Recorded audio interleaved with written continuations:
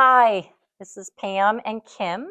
Welcome to EANE Office Hours, where we have real workplace conversations.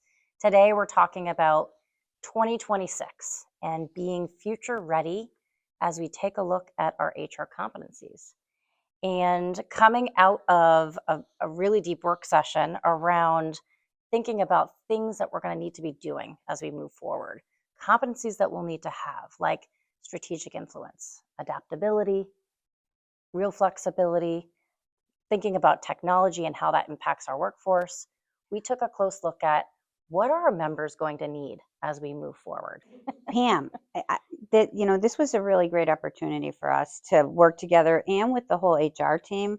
As we were approaching the HR conference, we were thinking about what are these competencies that our HR professionals need and the future HR leaders. So bringing together a whole team and doing this brainstorming session, we actually had a lot of fun with it. But a lot of times HR people are really good about thinking about what other people in the organizations need, and they're not so good about thinking about investing in themselves and developing themselves. And so, I think, we had created this assessment, right, that we used at the conference that went over really, really well, where people were able to look at these 16 different competencies and identify where are they really strong, because they're not brand new competencies. It's not like they never existed before, but where do they have a strength, and then where they need to focus. And so I think that's been like a really cool thing. It has. I think when you start to look at what it takes to get work done, we all know what it takes to get the work done, but we're talking about future work. Yeah. Really looking at how do we make things easier to handle from the perspective of, not just putting together, the job description. What is really going to be the job as we move forward, and how do we do that? Yeah. Right. And I know you've done a ton of work and got certified in this whole AI and digital. Can you talk about that a little bit? Yeah, Because it's kind of absolutely. scary for some people. It is kind of scary. So when you think about artificial intelligence, right, it's really this opportunity to utilize technology as a coworker. So when we think about administrative tasks, things that take us, time to put together, AI has actually been helpful. And I was kind of scared of it too in the beginning, Yeah. right? But then I tried it out. I tried it out with, hey, help me create something simple like an outline. Right. And it did such a great job, but not so much, like not completely Right. turnkey, right? I had to look at it and hone it and make sure that it made sense.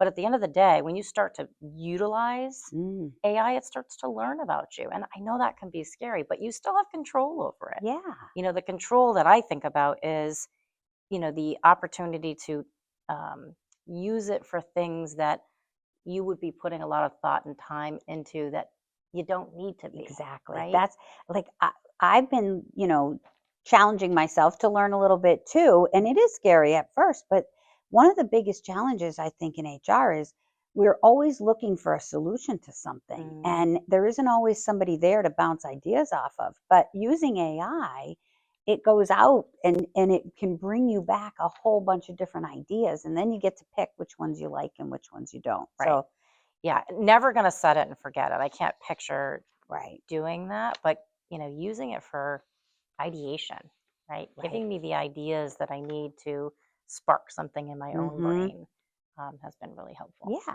checklists, all that kind of good stuff. Yeah.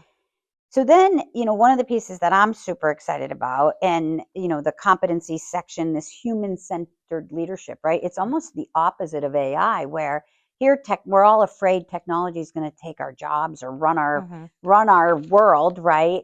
But we're always going to need humans to deal with people, right? True. People are still at the core of everything we do. So, when we think about emotional intelligence, coaching and mentoring, and then conflict resolution. So as long as we have people in the workplace, we're pretty much going to have conflict. It would be kind of funny having a robot coach and mentor you. I know. I think it'd be kind of hard. I'm not ready for that. I'm not ready for that either. Yeah. So what do you think about some of these other, organizational agility and change, right? We talked a lot about change and the speed of change that's happening in our world, in our HR world today. Yeah, I mean, I don't think we can predict how fast it's going. All we can do is look backwards and see Right. how fast it's moving so far, right? Right. So, in order to be prepared for that, we have to be continuously learning. That takes agility, right? Yeah. So, being at the core of making sure that we're always bettering ourselves through understanding, education, and learning about new things is Yeah. really it's really going to be important as we move forward. Yeah. Absolutely. And I think organizations are really looking for HR to help lead that change. They want that partner They do.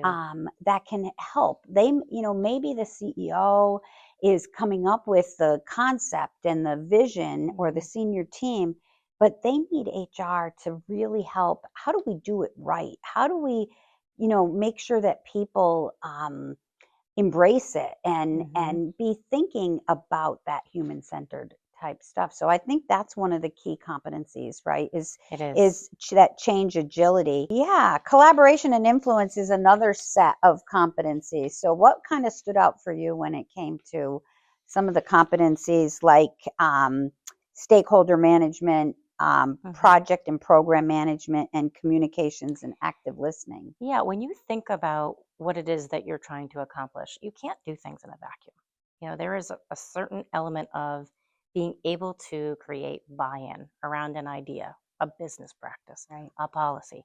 If you don't have the ability to collaborate, if you're not a communicator, there's no time like the present. You're going Yeah. to need to be able to hone that Right. skill to be able to communicate. The only way you can influence something is by being a decent communicator. Right. So if we shy away from communication, we don't want to be communicating, Yeah. how are we going to influence? I Right? How are know. we going to influence behavior? Yeah. So those are things that I think about when I think about collaboration and influence. Yeah, and I think, True drivers. most HR people are attracted to the profession at Hmm. some level, right? Because it's about sort of helping employees be successful. So we come with some natural pieces, but Hmm. this is even showing that we have to grow ourselves to be even better communicators and better collaborators. Right. And, sometimes we're the people watching where stuff is breaking down. And so it's taking that next step and getting those two people together, Yeah. because we're identifying from afar that this isn't working so well. We need to help them be successful. Agreed. And HR always gets, sometimes they get the bad rap for being the police, I right? know. But we really are the people that make sure everybody else gets included and It's true. understood. And in order to move forward in an organization, you have to have somebody who's going to do that. And that Right. that really is that's a role. That's a driving role. How we define success Hmm. is when everybody is on the same page. Yeah, it's so true. So true. This last piece, we've been talking about HR professionals being strategic for a long time. So, this whole idea of business acumen, Mhm. it's a passion of mine, because I know in my career, I really sort of was able to move to the next level once I got my arms around the business piece of HR, Mm. right? So, I loved the helping people, the developing people. I loved all that from the beginning, but I really didn't get my seat at the table until I really understood how we made money, how we lost money, Mhm.